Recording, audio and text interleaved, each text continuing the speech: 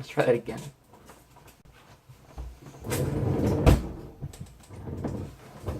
Hello again, and thank you for tuning in to another tale from the table. I'm your host, Philly Dips, and today we're going to be diving right back in with the crew of the Queen's Gambit. Now, you may remember last time there were plenty of tricks and shenanigans to be had with the crew. And by shenanigans, I of course mean a mass genocide of a race by sinking their only home. Wasn't fun for anyone, especially the character who was killed, the first character death of the campaign. We lost our best and most trusted fighter, Ergen. So, rest in peace, Ergen. But on the right side, though, there is a new party member. His name is Gesh. I already mentioned that. Well, this is a recap. There's a new party member. His name is Gesh. So you may be wondering what happened after the events transpired. Well, I'm here to tell you. It's why I made the video. You can see down there in the title. Shortly after the sinking, they decided to go back to the Elven country to meet back with the Resistance. I said, okay. I roll on the random event deck, and something happened. There were two dwarven steamships that they saw in the distance, and they're like, oh crap, those guys aren't friendly to us. And because the Queen's Gambit is made of driftwood, it was automatically spotted by them because it's like the worst ship ever designed. And so like, hey, let's get them. So they started following them. And like, oh crap, okay, guys, what do you want to do? Do you want to stand and fight or run? And they thought about this for a while. They're like, okay, if we stand and fight, then the ship sinks and we likely die. If we run, we have a chance of putting up a bit of a fight before we sink and die. So they took the latter, and they ran for the hills. So last time, they sank the Citadel. I mean, when they sank the Citadel, they went from the Citadel here and made it to like here-ish, or no, like here. All right, okay. So the fighter, the surviving fighter currently, Ezio, he's like, hey, why don't we go up here and then go down to the river and lose to the river? To which I'm like, okay, sure, try that. And so they go up, and then they're like, okay, we gotta sail down now. And so the river, it isn't much wider than your average, it's just maybe the width of, like 3 city streets, or like maybe like 1.5, highways. There's a lot of clashing down there. Like 1.5 highways. So it's enough room for the ship to squeeze through, but it's kind of shallow, so that could be difficult in terms of squeezing a ship down through the the many kilometers long river. But they try anyway, and so I asked, okay, Ezio, do you want to drive or do you want somebody else to drive? And he's like, no, I'm gonna drive. I'm gonna sail us through. I'm like, okay, all right. Roll. What did I say? I think I said a dexterity check to navigate properly. Okay, roll a dexterity check. I think he rolled like a 6 or something, and his modifier was like +1. So it ended in a 7. And I'm like, okay. So you make it about a third of the way through the river, like sailing along, and then your ship kind of it hits a rock. It shudders, and then it just kind of tips over to the side and lands on its side in the bank. And everyone's like, "Oh, way to go, Ezio! You did it again." He's kind of the part of the party who just gets everyone into massive amounts of trouble, but then gets them out immediately. But only this time he wouldn't really be getting them out of trouble because he just crashed their ship. So the ship rolls onto its side, and the party they roll an acrobatics check, and they all kind of volley out, and they land on the on the riverside. So everyone's okay. No one's really hurt. I think like one of the sailors failed their role, and they had like a large gash on their arm. But other than that, no major injuries or casualties. The only real issue is that their only ship is now crashed. They're like, oh, all right, what do you want to do now? So situation report. The river is here. Their ship's crashed here. They're chilling by the ship. Like, okay, well, we could go north, which is where we came from. We could go east or west into the jungle, or we could follow the river south. And so that they talk for a while. Okay, let's go south. They head down south for a while. Not much happens. It's a difficult hike, needless to say, through a jungle. And as they trek, they can't find any signs of civilization at all. It appears to be a totally deserted island, or at least this part is totally deserted. And as they're walking, about 6 hours into their hike, they hear like a rustling in the trees, and they hear like a from above, and like, oh god, what's that?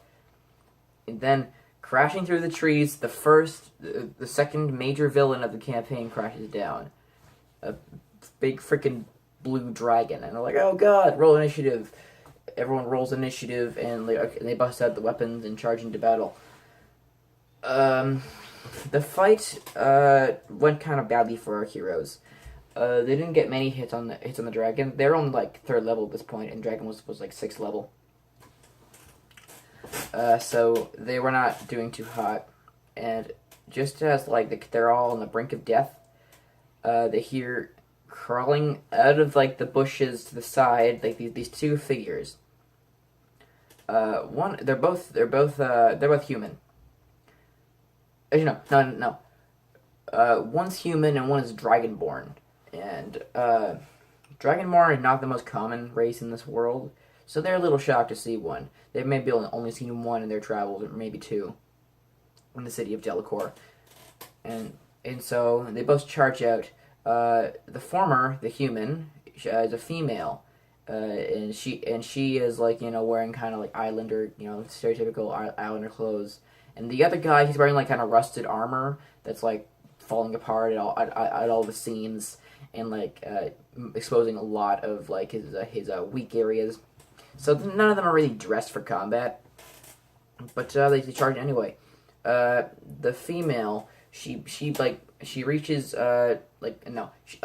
she takes off her necklace to reveal like this little wooden totem, maybe about this big and like this thick, and like she holds it up and she's like, "Be gone, Shield, Queen of Wacky Island," and then like the dragon's like it's like and it flies away. That was not a human noise. And then they're like, "Oh God, you saved our lives. Who are you? Where'd you come from? Are there others?"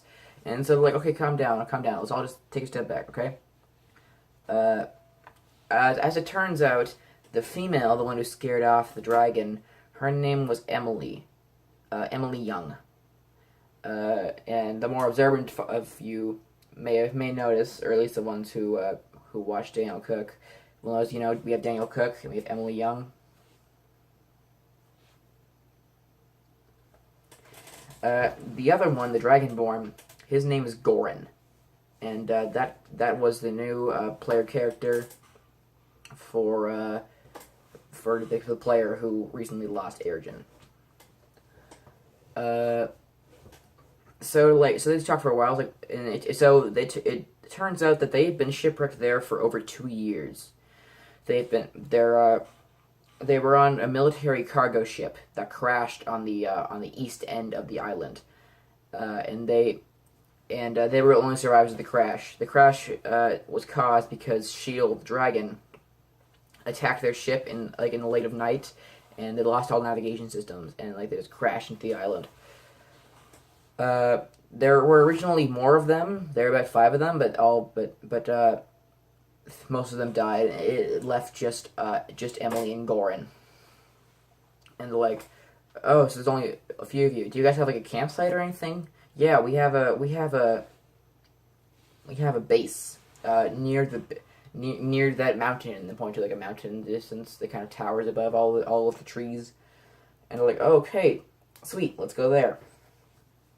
And they trek for a while. Nothing of note happens. I think like they found like a caribou, but then they scared it away because they're dumb. They trek for a while,